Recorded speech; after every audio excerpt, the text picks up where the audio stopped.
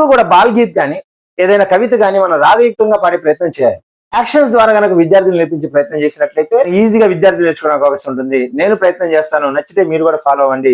తితలి నన్ని ప్యారి తితలి పీली नीली न्यारी तितली फूलों पर फूलों सी तितली तितली क्यारी क्यारी तितली अपने नन्हे पंख उठाए रंगों की एक लहर बनाए चुप चुप चुप उड़ती जाए खिली धूप में कितनी भाए. ఈ విధంగా విద్యార్థులకు యాక్షన్ ద్వారా నేర్పించండి.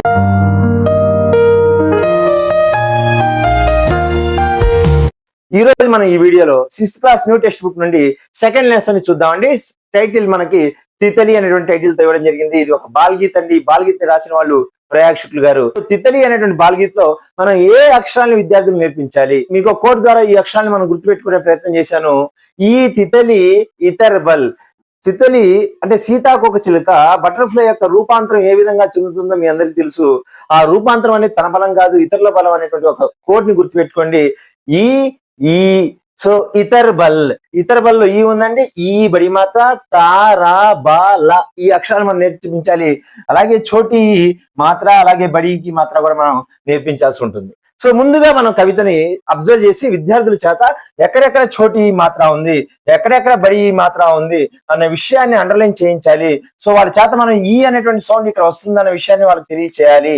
సో ఆ విధంగా వాళ్ళ చేత అండర్లైన్ చేయిస్తే ఈ లెసన్ మనం నేర్పించేటువంటి బడి మాత్ర చోటి మాత్ర రెండు కూడా వాళ్ళకి అర్థం అవడానికి అవకాశం ఉంటుంది. అలాగే ప్రీవియస్ లెసన్ లో మనం ఏదైతే నేర్చుకున్నామో, ఏదైతే ఆకి మాత్ర ప్రీవియస్ లెసన్ లో మనం ఏదైతే నేర్చుకున్నామో ఆ లెసన్ కూడా ఫస్ట్ లెసన్ లో నేర్చుకున్నామో అది కూడా మనం ఇక్కడ వాళ్ళకి తెలియజేయాలి. ఠా అని, నా అని, జా అని, భా అని ఇక్కడ కూడా ఆ మాత్ర ఉందన్న విషయాన్ని వాళ్ళకి తెలియజేయాలి. అప్పుడు విద్యార్థులు ఈ పోయం ని నేర్చుకునేటప్పుడు అక్షరాన్ని గుర్తుపెట్టడానికి అవకాశం ఉంటుంది. ఇంకా ఏ అక్షరాన్ని నేర్పించాలి? తా రా బా లా. ఇక్కడ చూడండి తా.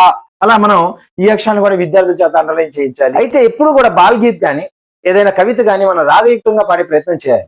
యాక్షన్స్ ద్వారా కనుక విద్యార్థులు నేర్పించే ప్రయత్నం చేసినట్లయితే ఈజీగా విద్యార్థులు నేర్చుకోవడానికి అవకాశం ఉంటుంది. నేను ప్రయత్నం చేస్తాను, నచ్చితే మీరు కూడా ఫాలో అవ్వండి.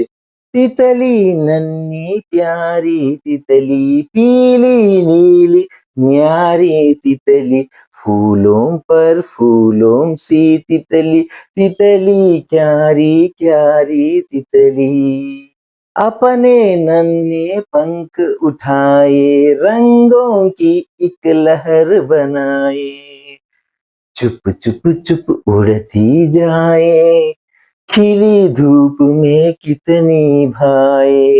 ఈ విధంగా విద్యార్థులకు యాక్షన్ ద్వారా నేర్పించండి. ఒకసారి రాగయుక్తంగా మళ్ళీ మీకు పాడి వినిపిస్తాను. తితలి నన్హి ప్యారి తితలి పీली नीली न्यारी तितली फूलों पर फूलों सी तितली तितली क्यारी क्यारी तितली अपने नन्हे पंख उठाए रंगों की एक लहर बनाए चुप चुप चुप उड़ती जाए खिली धूप में कितनी भाए खिली धूप में कितनी भाए.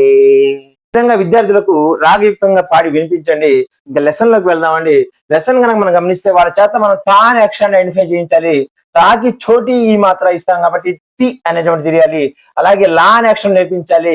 ఇక్కడ చూడండి మనం ఈ లెసన్ లో నేర్పిస్తున్న అక్షరాలు తా రా బా లా ఈ అక్షరాలు నేర్పిస్తున్నాం కాబట్టి లా అనే అక్షరానికి బడి మాత్ర ఇచ్చాం.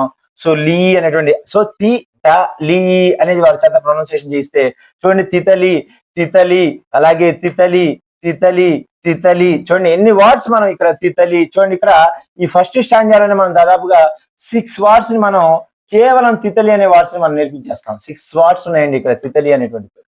సో ఫస్ట్ స్టాంజాలో చూడండి తితలి అంటే మీ అందరికి తెలుసు. తితలి అంటే బటర్ఫ్లై సీతాకోక చిలుకని. తితలి ఎలా ఉంటుందండి? చిన్నగా ఉంటుంది. చోటి రహతి హై. తితలి ఎలా ఉంటుందండి? చోటి స్మాల్ గా ఉంటుంది, చిన్నగా ఉంటుంది. నన్హి తితలి అనేది చిన్నగా ఉంది.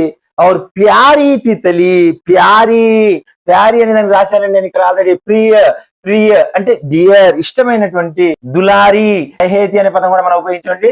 చహేతి ప్రియ బాగా ఇష్టమైంది ఆ సీతాకోకచిలుక. అద్భుతమైన కలర్ఫుల్ గా ఉన్నటువంటి సీతాకోకచిలుకని మనం అందరం చూస్తూ ఉంటాం. సో అవి ఎలా రంగుల్లో ఉంటాయి? పీలి, పీలి అంటే మనకి ఎల్లో కలర్ లో ఉంటుంది, నీలి బ్లూ కలర్ లో ఉంటుంది. నీలి అంటే ఏంటండి? బ్లూ కలర్ లో ఉంటుంది. సో పీలి, నీలి, న్యారి, న్యారి అంటే యూనిక్ అండి. ఇలాంటి స్పెషల్ గా ఎవరికి లేదండి. ఇంత కలర్ఫుల్ అనేది, ఇంత రంగులు అనేవి ఎవరికి లేవండి. ఏ పక్షికి గాని, ఏ ప్రాణికి గాని ఎవరికి లేవు.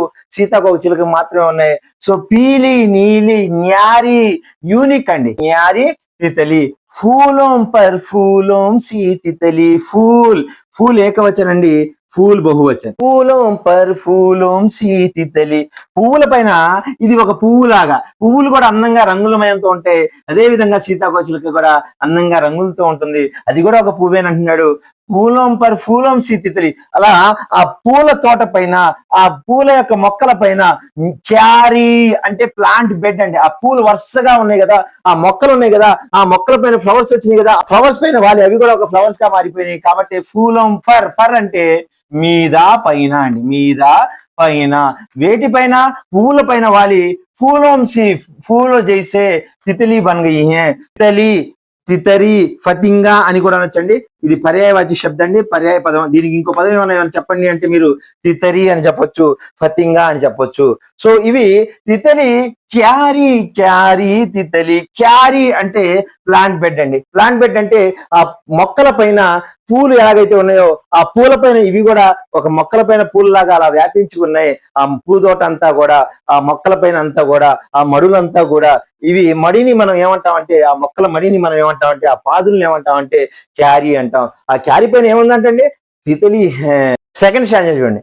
అపనే నన్హే పంఖ్ ఉఠాయే. పంఖ్ వింగ్స్ అండి. వింగ్స్ అంటే రెక్కలండి. ఆ సీతాకోకచిలుకకు ఉన్నటువంటి ఆ రెక్కలు ఏవైతే ఉన్నాయో, ఉఠాయే, ఉఠానా అంటే అవి లేపడం అండి. ఆ సీతాకోకచిలుక యొక్క రెక్కల లేపి గాల్లోకి ఎగురుతూ ఉంటే అలా గనక పూల తోట పైన వ్యాపించినటువంటి ఆ సీతాకోకచిలుకలన్నీ కూడా ఆ రెక్కల్ని అలా ఓపెన్ చేసి ఎగురుతూ ఉంటే రంగుకి, రంగులతో నిండినటువంటి కలర్ఫుల్, కొన్ని ఎల్లోయిష్ గా ఉంటాయి, కొన్ని బ్లూ కలర్ లో ఉంటాయి, కొన్ని వేరే వేరే కలర్స్ లో డిఫరెంట్ గా మల్టిపుల్ కలర్ లో కూడా ఉంటాయి కొన్ని. అవన్నీ కూడా కలర్ఫుల్ గా ఎలా అనిపిస్తున్నాయి అంటే ఇక్కంటే ఏకంటే ఏక్ లహర్ బనాయే. లహర్ అంటే ఏంటండి?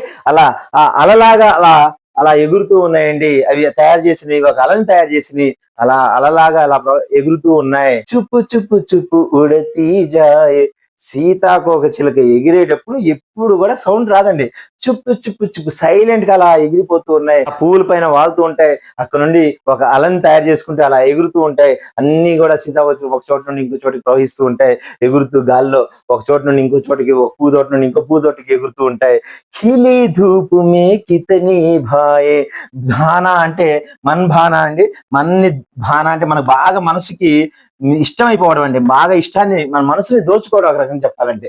అవి ఇలా ఎగురుతున్నప్పుడు ఆ ప్రకృతి దృశ్యాన్ని చూసినట్టయితే ఖిలి ధూపుమే, ఈ సీజన్ లో అంటే ఆ వాతావరణంలో ఖిలి ధూపుమే, అప్పుడే సూర్యుని కిరణాలు వస్తుంటే ఆ వెలుతురులో కూడా, ఆ ఎండలో కూడా అవి ఎగురుతూ ఉంటే మనకి కితనీ ఎంత మనసుకి హ్యాపీగా అనిపిస్తుంది, మనసుకి ఎంతగా నచ్చుతుంది. భాన అంటే ఇష్టం అవడం. ఆ దృశ్యం, ఆ సీతాకోకచిలుకలు ఎగురుతున్నటువంటి ఆ దృశ్యం మన మనసుకి ఎంతో ఆనందాన్ని ఇస్తుంది. మై డియర్ స్టూడెంట్స్, ఈ లెసన్ కనుక మీకు నచ్చింది ఖచ్చితంగా 10 మందికి షేర్ చేయండి. నా ఛానల్ సబ్స్క్రైబ్ చేసుకోకపోతే సబ్స్క్రైబ్ చేసుకోండి. అందరు కనుక హెల్ప్ చేస్తే, మీరందరూ కనుక సబ్స్క్రైబ్ చేసి 10 మందికి షేర్ చేస్తే నా ఛానల్ గ్రోత్ అవుతుంది. మరిన్ని వీడియోస్ చేయడానికి నాకు ప్రేరణగా ఉంటుంది. ధన్యవాదాలు.